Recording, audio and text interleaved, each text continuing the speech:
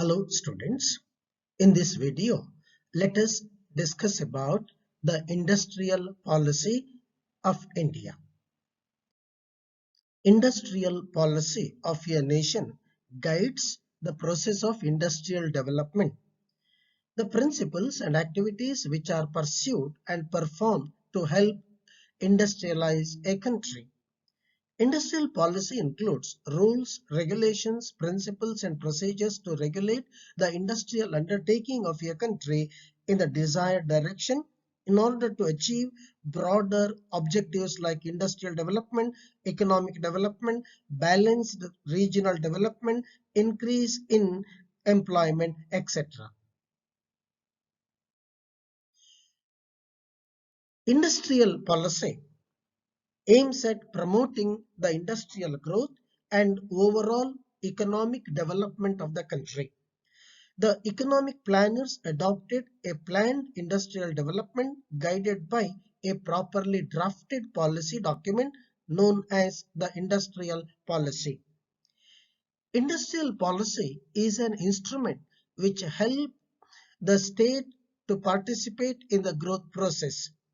Through industrial policy, the government decides that which industry should be allowed to grow or should be strengthened through subsidies, incentives, concessions, and tax respectively. This diagram shows the timeline of industrial policy reforms in India. The first industrial policy was announced immediately after independence in the year 1948. And after that, after adopting the Constitution of India and completing the first 5-year plan, the planners thought of having a new industrial policy, that is the industrial policy of 1956, which is considered as economic constitution of India. After emergency, when Janata government came to power, it thought of having a new industrial policy in the year 1977. Later on, in 1980, once again, the government announced the industrial policy. Later on in 1990 and in the year 1991, in tune with the new economic policy, in compliance with the liberalization, privatization, and globalization, the new industrial policy was announced. So we have moved from the red tapeism where the private sector was not allowed to operate, radical changes in foreign collaborations.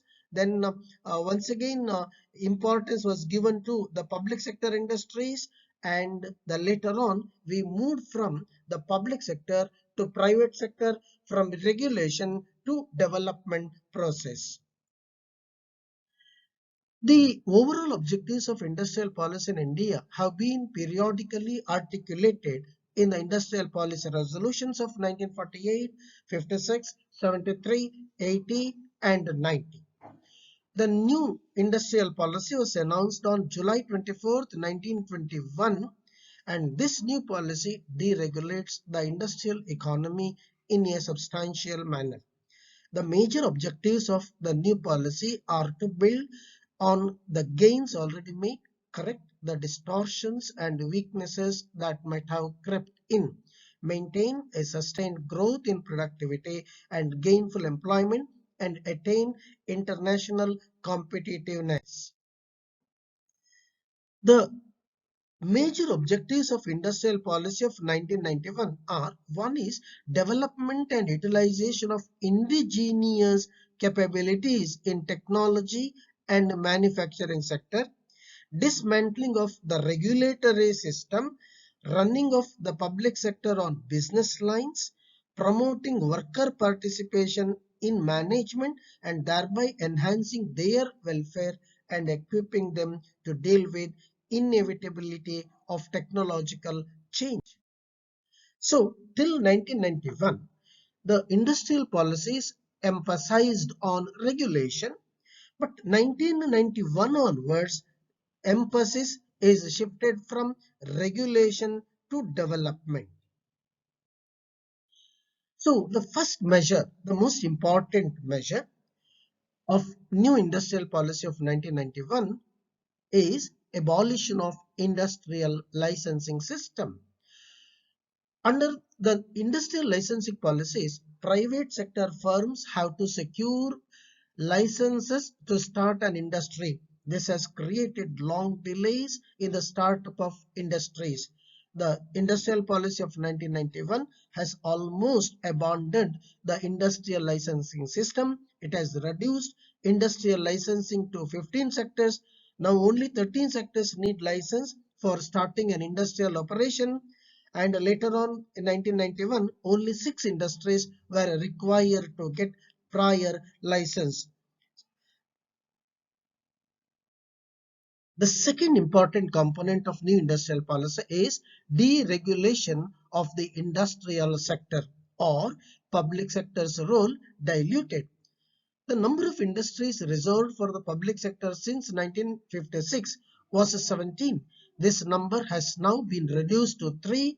They are arms and ammunition and allied items of defense equipment, atomic energy, and railway transport.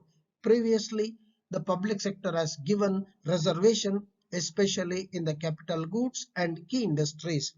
Under industrial deregulation, most of the industrial sectors was opened to the private sector as well.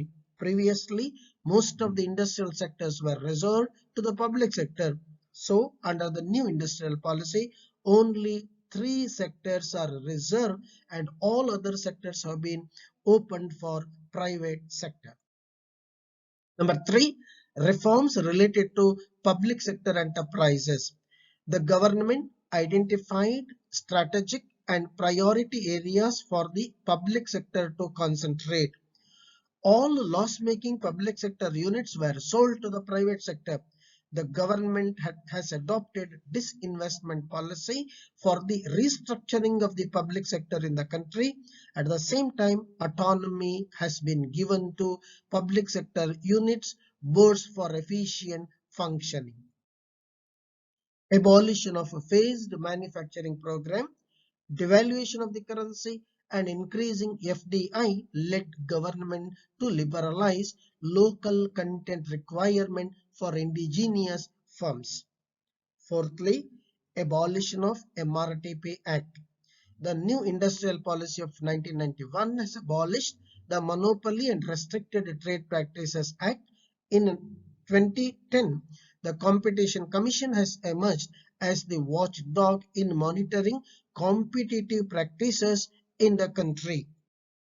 Number 5, free entry to foreign investment and technology. The government committed to promote increased flow of foreign direct investment for better technology, modernization, exports, and for providing products and services of international standards. Therefore, the policy of the government has been aimed at encouraging foreign investments, particularly in core infrastructure sectors, so as to supplement national efforts. This measure has enhanced the industrial competition and improved business environment in the country. So foreign investment including FDI and FPI were allowed. Similarly, loan capital has also introduced in the country to attract foreign capital. Industrial location policy is liberalized. The new industrial policy provides that in locations other than cities of more than 1 million populations, there will be no requirement of obtaining industrial approval from the center except for industries subject to compulsory licensing. So in cities with population of more than 1 million, industries other than those of non-polluting nature will be located outside 25 kilometers of the periphery.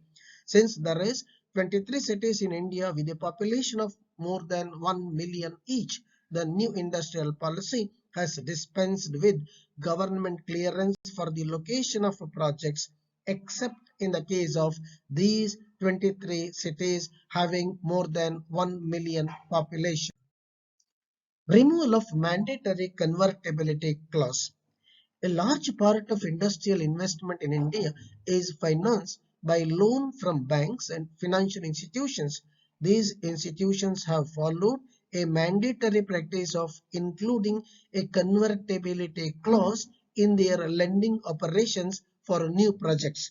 This has provided them an option of converting part of their loan into equity if felt necessary by their management. The new industrial policy has provided that henceforth financial institutions will not impose this mandatory convertibility clause. Now coming to the positive aspects of new industrial policy of 1991. It has indeed increased competition. Liberal licensing, easy entry of multinational corporations, privatizations, elimination of monopolistic and restrictive and unfair trade practices, etc. has increased competition in the economy. Increase in competition will result in lower prices, which will result in benefit to the consumer. Secondly, increasing production. Foreign investment and foreign technology agreements has designed to attract foreign capital and managerial expertise from abroad.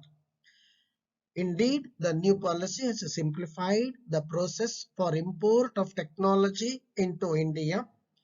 It has increased exports in India because the new policy export-oriented units are given various concessions like liberal loan, setting up of special economic zones, liberal imports of capital goods, raw materials, technology, etc. This has resulted in more exports. Balanced regional development. Industries located in backward regions are given various incentives to promote balanced regional development. It has also given importance to small-scale industries and also contributed to the welfare of the workers.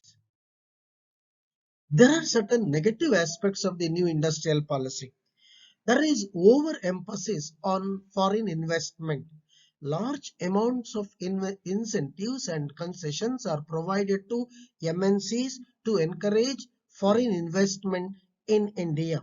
If the same are provided to indigenous industrial houses, better results can be definitely expected. This has led to exploitation of domestic resources.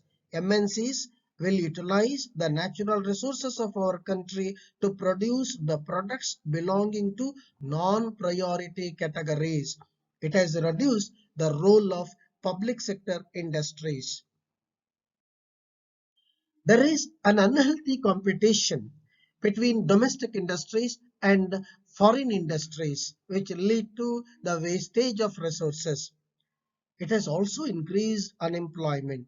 Liberal import of foreign technology and use of capital-intensive technology has reduced the employment opportunities in our country.